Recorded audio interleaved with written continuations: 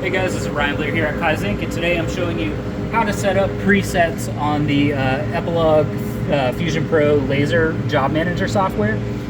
So the first thing we're going to do is we're going to go ahead and open up the Job Manager software here, and it should look like this. And so what we're going to do is You're on the Job Settings tab, right? Yes, I'm sorry, the Job Settings tab up here. Okay. And what we're doing is we're creating basically a profile for a specific job that has multiple pieces. So we're going to be loading and unloading multiple pieces, and each of it has different artwork, but it's all using the same settings.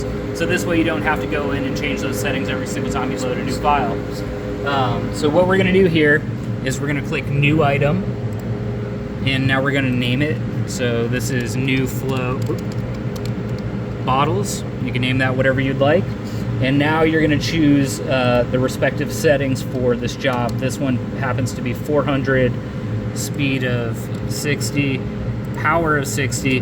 We're also running the direction up. And we got that information out of one of the presets.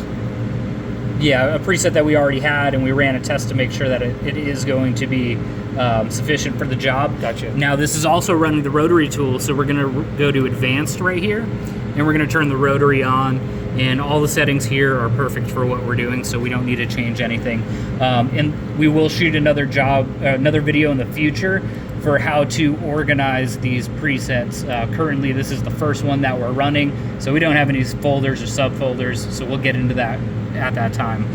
So now at this point we could hit save, and now we're going to select our new preset, so you can tell which one it is by the name here, and then we're going to set it as default using this check mark within the circle. And now when you print a new job And so a little check mark just popped in on that corner. Yep, that's confirming that this is the default.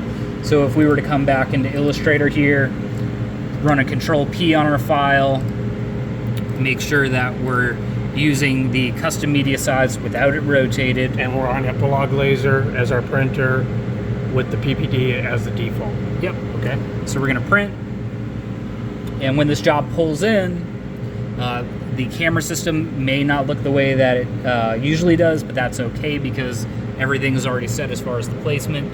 And you can see that it brought in our settings, the 400, 60, 60, direction up, and rotary tool as well.